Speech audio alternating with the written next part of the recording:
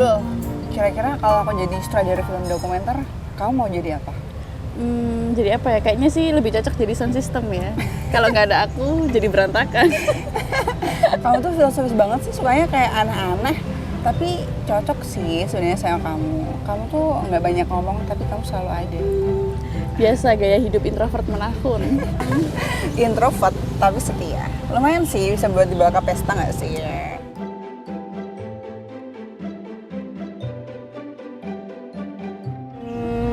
Tapi kira-kira kalau semisal aku bikin film nih ya, terus kamu aku jadiin tokoh pemainnya, kamu kira-kira mau nggak?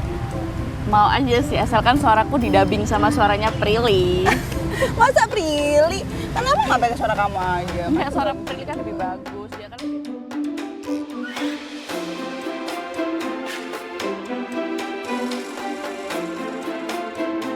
Sadar nggak sih lo, kita tuh ya udah bareng sejak SMA.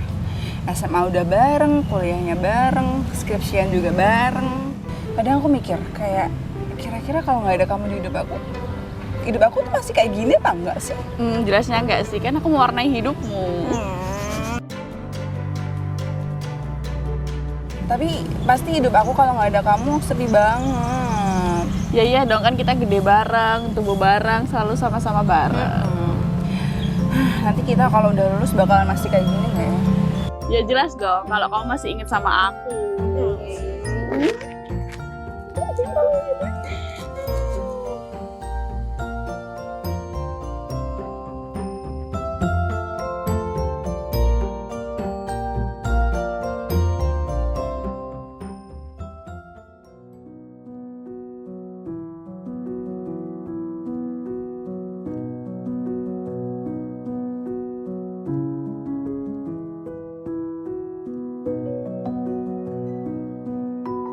Kemarin kamu sudah konsul belum? Aku udah sih, cuman aku di banyak revisinya.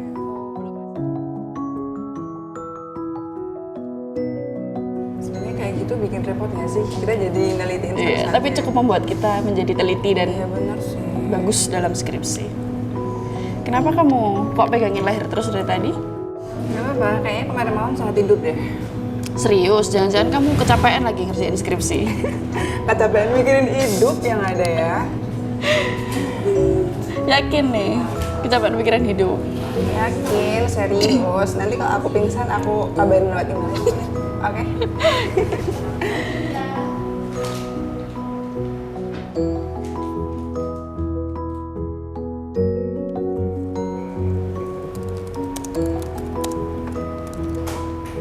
Kamu yakin nggak apa-apa? Dari tadi kamu pegangin leher terus loh. Gak apa-apa sih, serius. Cuman agak nggak enak sih emang dikit. Nanti sore coba aku minum air jahe anget ya. Kamu itu ya agak keras kepala. Kalau nggak dibilangin buat istirahat, pasti kamu nggak istirahat. Nanti lama-lama kamu bisa pingsan di depan dosen pembimbing. Nanti kalau aku pingsan di depan dosen pembimbing, siapa tahu malah nilai skripsi aku jadi A. Itu Ya bukan kan? simpati sih, tapi agak horor. Tapi nakutin sih emang. Iya.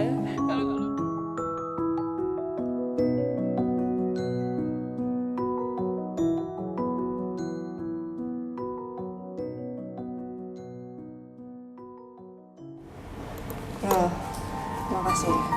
Kayaknya kalau nggak ada kamu, saat ini hidup aku nggak baik-baik aja dan aku nggak di sini. Kalau nggak ada kamu, aku udah nggak tahu lagi. Makasih juga ya, karena kamu aku bisa melewati hari Senin yang menakutkan. Semangat kita. Semangat. Yuk, kalian lagi. Cik, udah jam 10 nih, kita balik ke kelas yuk. Oh iya.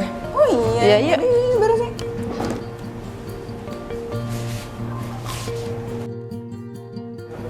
Yuk.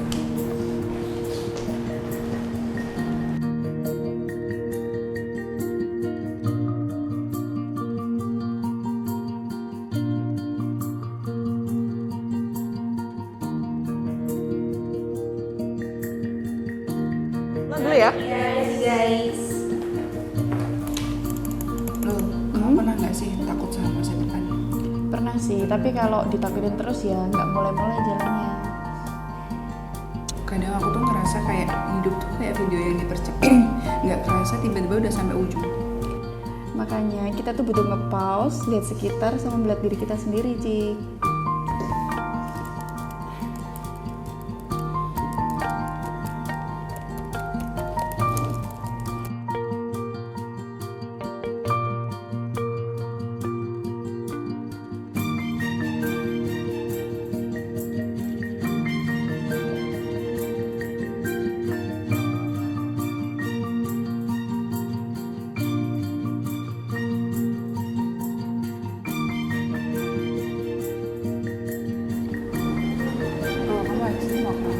mau makan. Mau ikut? Ayo.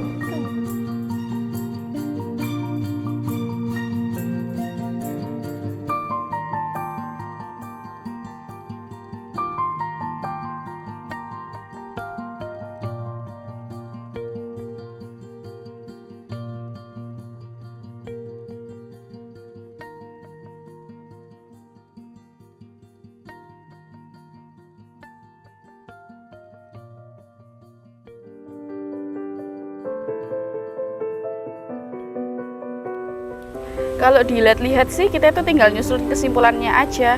Tapi ada aja di bab-bab sebelumnya yang kurang inilah, kurang itulah. Dan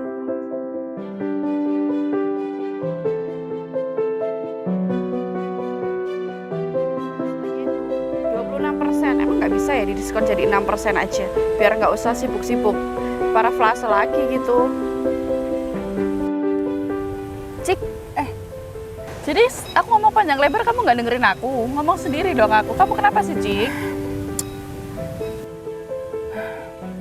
Aku udah daftar buat periksa, tapi aku takut, aku nggak yakin.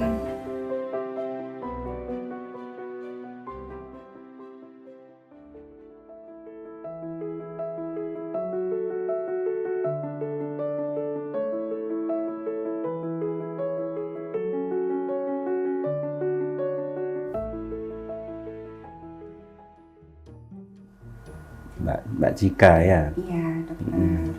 Ceritanya gimana ceritanya? Iya dokter, jadi beberapa hari ini saya merasa agak nggak nyaman di bagian leher saya dokter. Kayak rasanya ada benjolan kecil gitu dokter. Berapa lama itu sudah? Kurang lebih sudah 2 minggu ini dokter.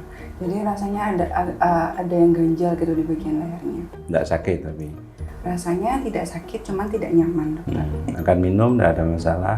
Untuk makan minum rasanya seperti ada yang nyangkut dokter di bagian lehernya. Ada keluhan yang lain? Tidak ada sih dokter, biasanya emang rasanya cuma ada yang ganjal sama ada benjolan rasanya di bagian leher sini. Baru sekali ini yang seperti itu? Iya. Akhir-akhir ini saya perhatikan Cika ini sering pegang-pegang lehernya, kayak nggak rasa nyaman gitu dokter, tapi dia nggak mau cerita. Oke, kita periksa fisik dulu ya, nanti habis itu setelah itu USG nanti. Baik Oke, dokter. silahkan di situ.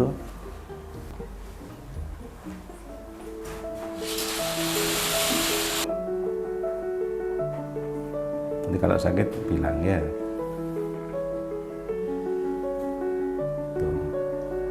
Untuk memperjelas pemeriksaannya itu saya akan mintakan untuk di USG supaya tahu benjolannya ini termasuk yang berbahaya atau tidak ya.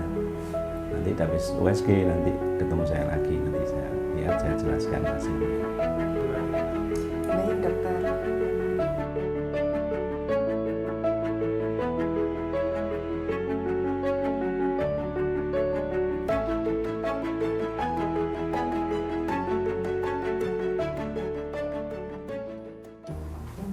Nah ini dari hasil USG-nya ini tiroid gambarannya, ini tiroid yang sebelah kanan. Di sini ada benjolannya.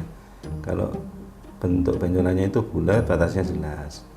Kemudian pembuluh darahnya tidak banyak yang masuk di sini.